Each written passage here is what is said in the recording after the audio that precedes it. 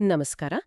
ಇವತ್ತು ನಾವು ಇರಾನ್ ಮೇಲೆ ಅಮೆರಿಕ ಇತ್ತೀಚೆಗೆ ನಡೆಸಿದ ಒಂದು ವೈಮಾನಿಕ ದಾಳಿ, ಆಪರೇಷನ್ ಮಿಡ್ನೈಟ್ ಹ್ಯಾಮರ್ ಅಂತ ಅಂತಾರಲ್ಲ, ಅದ್ರ ಬಗ್ಗೆ ಬಂದಿರೋ ಕೆಲವು ಸುದ್ದಿ ವರದಿಗಳನ್ನ ಸ್ವಲ್ಪ ಆಳವಾಗಿ ನೋಡೋಣ.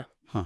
ಅಂದ್ರೆ ಇದು ನಿಜವಾಗ್ಲೂ ಕೇವಲ ಒಂದು ಸೀಮಿತ ದಾಳಿನ ಅಥವಾ ಇದು ಏನಾದ್ರೂ ದೊಡ್ಡ ಸಂಘರ್ಷಕ್ಕೆ ದಾರಿ ಮಾಡ್ಕೊಡುತ್ತಾ? ಇದ್ರ ಹಿಂದಿನ ವಿಚಾರಗಳೇನು ಅಂತ ತಿಳಿಯೋಣ. ಹೌದು, ಇದು ಖಂಡಿತವಾಗಿಯೂ ಒಂದು ಗಂಭೀರವಾದ ಬೆಳವಣಿಗೆನೆ. ಅಮೆರಿಕ ಈ ದಾಳಿಗೆ ಹೇಗಂದ್ರೆ ಸಾಕಷ್ಟು ಪ್ಲಾನ್ ಮಾಡದೆ ಅಂತ ಕಾಣಿಸುತ್ತೆ. ಜಲಾಂತರ್ಗಾಮಿಗಳಿಂದ ಉಡಾಯಿಸೋ ಟೊಮಹಾಕ್ ಕ್ಷಿಪಣಿಗಳು, ಆಮೇಲೆ ರಾಡಾರ್ಗೆ ಸಿಗದ B-2 ಸ್ಟೆಲ್ತ್ ಬಾಂಬರ್ಗಳು ಇವೆಲ್ಲ ಬಳಸಿದ್ದಾರೆ ಅನ್ನೋ ಮಾಹಿತಿ ಇದೆ. ಅಷ್ಟೇನಾ? ನಾನ್ ಕೇಳಿದ್ದು ಯುದ್ಧ ವಿಮಾನಗಳು, ಆಮೇಲೆ ಈ ಇಂಧನ ತುಂಬೋ ಟ್ಯಾಂಕರ್ಗಳು, ಮತ್ತೆ ಶತ್ರುಗಳನ್ನ ದಾರಿ ತಪ್ಸೋ ತಂತ್ರಜ್ಞಾನ ಕೂಡ. ಅಂದ್ರೆ ಒಂದು ದೊಡ್ಡ ವ್ಯವಸ್ಥೆನೇ ಇದ್ರಿಂದೆ ಕೆಲಸ ಮಾಡಿದ ಹಾಗೆ ಕಾಣಿಸುತ್ತೆ. ಖಂಡಿತ. ನನ್ಗೆ ನಿಜವಾಗ್ಲೂ ಆಶ್ಚರ್ಯ ಆಗಿದ್ದೇನಂದ್ರೆ, ಇರಾನಿನ ವಾಯು ರಕ್ಷಣಾ ವ್ಯವಸ್ಥೆ ಇದೆಯಲ್ಲ, ಅದು ಹೇಗೆ ಇದನ್ನ ತಡೆಯಲಿಲ್ಲ ಅಥವಾ ಹೇಗೆ ಸುಮ್ನಾಯ್ತು ಅನ್ನೋದು ಏನಾದ್ರೂ ತಂತ್ರ ಇದೆಯಾ ಇದ್ರ ಹಿಂದೆ? ಅದು ತುಂಬಾ ಕುತೂಹಲಕಾರಿ ಅಂಶ. ಬಹುಶಃ ಅಮೆರಿಕಾದ ತಾಂತ್ರಿಕ ಸಾಮರ್ಥ್ಯ ಅಷ್ಟು ಪ್ರಬಲವಾಗಿರ್ಬೋದು. ಅಥವಾ ಇನ್ನೊಂದು ಸಾಧ್ಯತೆಯೆಂದ್ರೆ, ಇರಾನ್ ಉದ್ದೇಶಪೂರ್ವಕವಾಗಿ ತಕ್ಷಣಕ್ಕೆ ರಿಯಾಕ್ಟ್ ಮಾಡದೆ ಪರಿಸ್ಥಿತಿಯನ್ನ ಅಳಿತಾ ಇರ್ಬೋದು. ಮುಖ್ಯವಾಗಿ ಅವರು ಟಾರ್ಗೆಟ್ ಮಾಡಿರೋದು 3 ಜಾಗಗಳನ್ನ. ಹೌದು, ಯಾವುದು? ಫೋರ್ಡೋ, ನತಾಂಜ್ ಮತ್ತೆ ಇಸ್ಫಹಾನ್. ಇವು 3 ಇರಾನಿನ ಪರಮಾಣು ಕಾರ್ಯಕ್ರಮಕ್ಕೆ ಹಾಗೆ ಮಿಲಿಟರಿ ದೃಷ್ಟಿಯಿಂದಲೂ ತುಂಬಾ ಆಯಕಟ್ಟಿನ ಸ್ಥಳಗಳು. ಓ ಹೌದು, ಪೆಂಟಗಾನ್ ಹೇಳಿಕೆಯಲ್ಲೇ ಇತ್ತಲ್ಲ, ಅವರ ಪ್ರಕಾರ ದಾಳಿ ನಂಬಲ ಸಾಧ್ಯವಾದ ಯಶಸ್ಸು ಕಂಡಿದೆಯಂತೆ.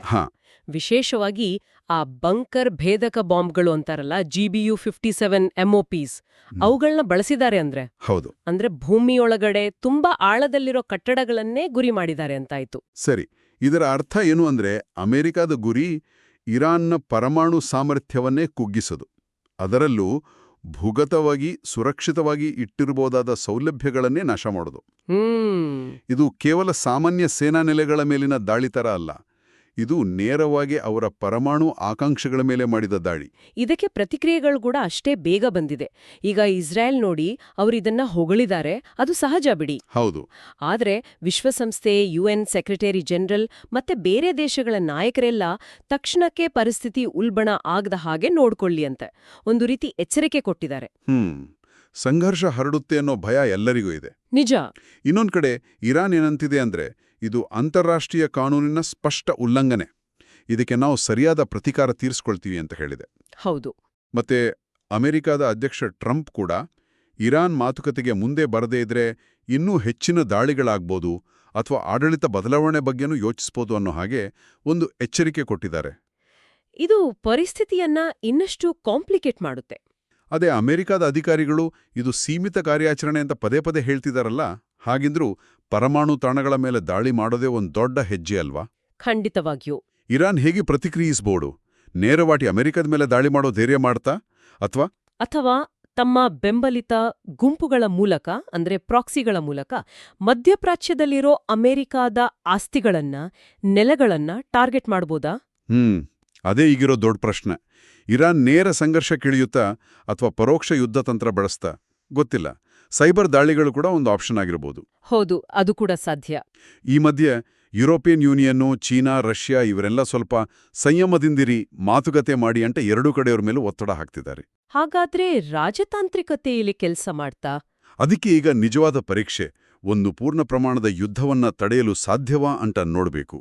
ಸರಿ, ಹಾಗಾದ್ರೆ ಒಟ್ಟಾರೆಯಾಗಿ ಹೇಳೋದಾದ್ರೆ ಅಮೆರಿಕ ಒಂದು ನಿಖರವಾದ ಹೈಟೆಕ್ ದಾಳಿ ನಡೆಸಿ ಇರಾನ್ನ ಪರಮಾಣು ಕಾರ್ಯಕ್ರಮಕ್ಕೆ ಅಡ್ಡಿಪಡಿಸೋಕೆ ಪ್ರಯತ್ನ ಮಾಡಿದೆ. ಹೌದು.